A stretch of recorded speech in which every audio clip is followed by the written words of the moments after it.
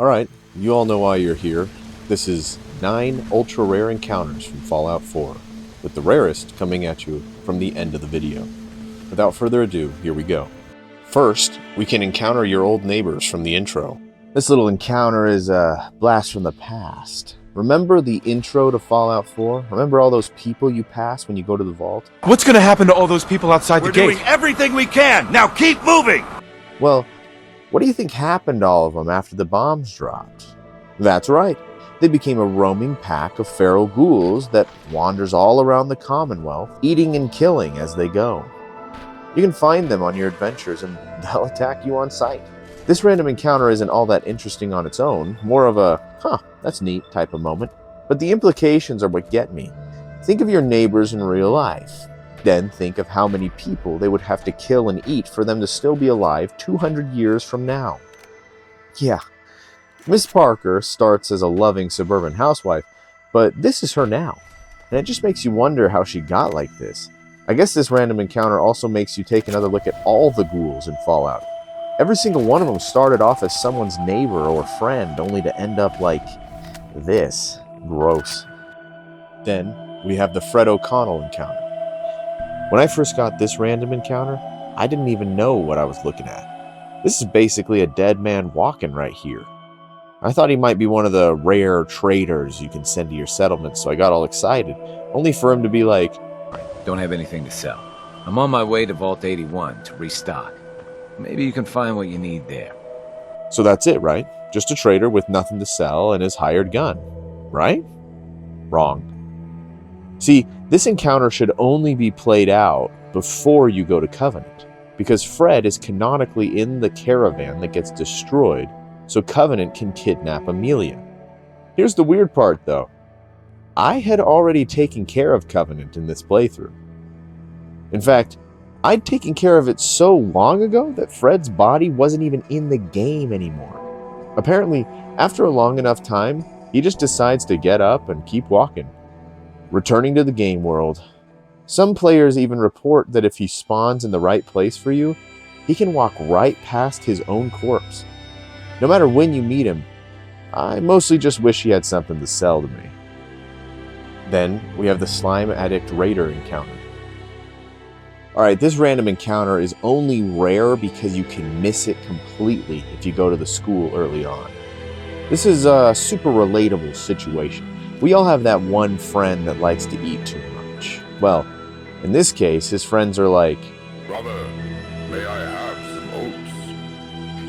No. I am starving, brother.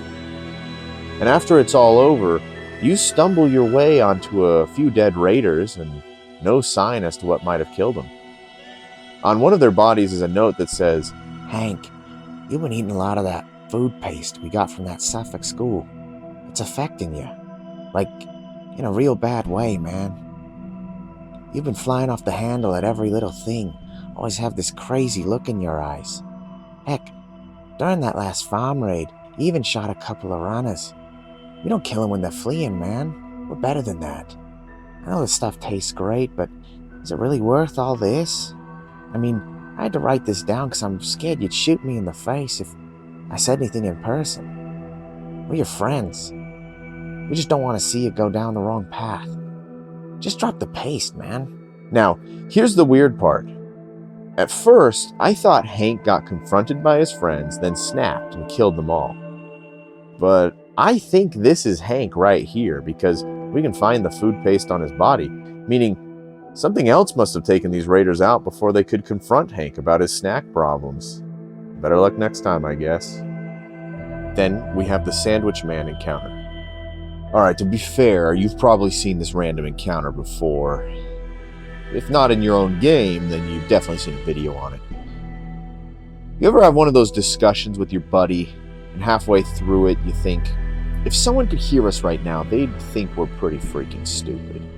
Well, Fallout 4 puts you on the other end of that thought, where you get to hear two guys being dudes while they discuss what makes a sandwich a sandwich. Look, man, I've been thinking about this for a long, long time. I know what I'm talking about here. Bullshit. You can't just put something between two pieces of bread and claim it's a sandwich. Does that mean a loaf of bread is technically a bread sandwich? Technically, yes, but you wouldn't eat it all at once like that, so it doesn't matter. How you hold it matters. Talk all you want, man. You put that piece of Mirelurk meat between two pieces of bread. But it still ain't a sandwich. Well, what the hell would you call it then? Disgusting. That's what. And that's the whole thing. You just listen and end up saying, What the hell are you talking about? Who are you talking to? then move on. Then we have the Super Mutant versus Stingwing encounter. With this random encounter, I guess it's possible that if you waited long enough, you could find any Fallout creature, fight any other Fallout creature, but I thought this one was at least a little interesting, and I hadn't seen it before.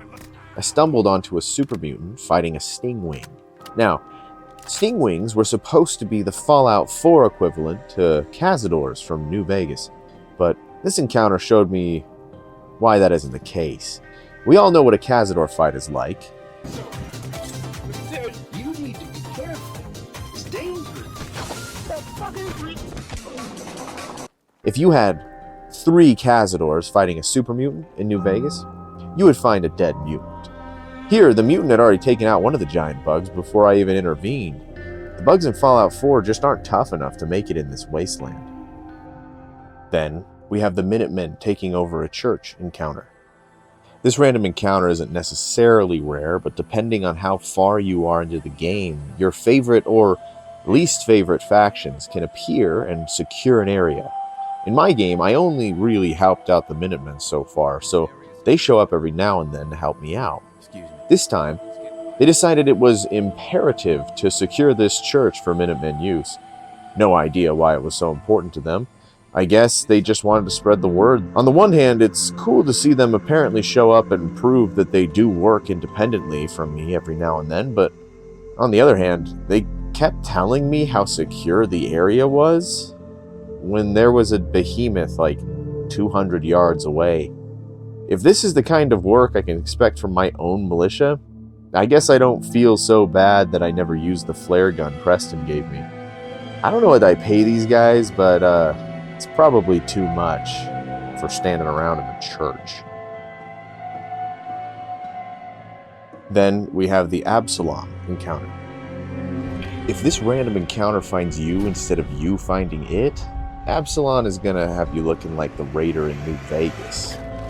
But I think I got lucky when I found this guy because I got the drop on him.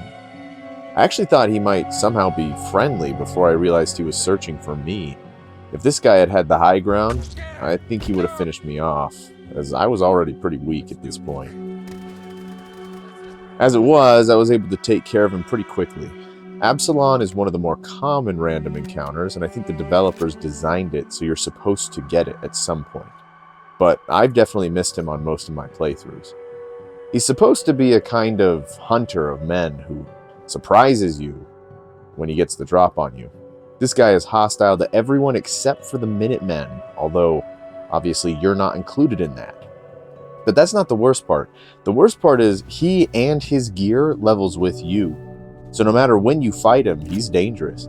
If he manages to spot you before you spot him, his sniper and leveled gear is going to make him pretty rough to deal with. Here's the weird thing. When he dies, he just says, Well, that's never happened before. like, he doesn't even care. And on top of that, he gives no experience when you beat him. Not sure what this is supposed to be, but it's a pretty memorable random encounter once you get it. Then we have the Clinton and Charlie encounter. In one of the rarest and most wholesome random encounters, we have the Clinton and Charlie encounter. Essentially, you have a father and his daughter camping, trying to make the best of a bad situation. Excuse me. In a scene straight out of The Road, you have an older father doing his absolute best to preserve his child's innocence in a world with very few good things left. Here's what you can overhear if you stick around long enough. If I see any more radroaches, I'm going to stomp them flat. I bet you will, honey. But you tell me first before you go chasing anything, you hear? I think we should get a dog. A big furry one that could scare off bandits but sleep next to me and keep me warm. Yeah, that sounds great, Charlie. A dog it is. I'm honestly not sure if I'd have the patience to do what Clinton is trying to do here. I'm definitely more of a, you can have a good time or a long time. Pick one. Repay me, huh? Repay you. For all those goddamn years I took care of us. Took care. That's what you call it? I got nothing but nightmares from those years. You survived because of me. It wasn't worth it. But I think he's a good man for trying to do it. And topping off the list, we have the Ron Staples encounter. Alright, most of you will probably know this, but this is one of the rarest encounters in the game. For those of you not aware, there are a group of people in Fallout 4 that have come to be lovingly referred to as the legendary traders. Most of the time, if you want to spend your hard-earned caps on a good weapon that you don't have to farm out, you just have to head to one of the major cities in Fallout 4. But these traders will sell legendary gear directly to you while they live in your settlement. But there's two things that make this hard.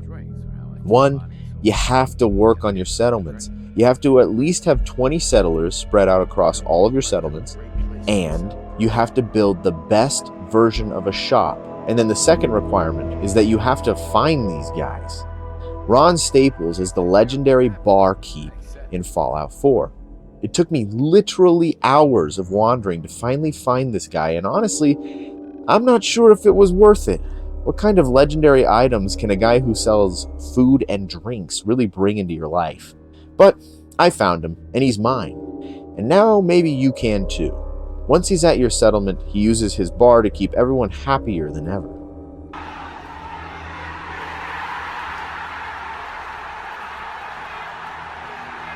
And that was 9 rare encounters from Fallout 4. If you haven't seen at least one of these, make sure you like and subscribe for more Fallout content.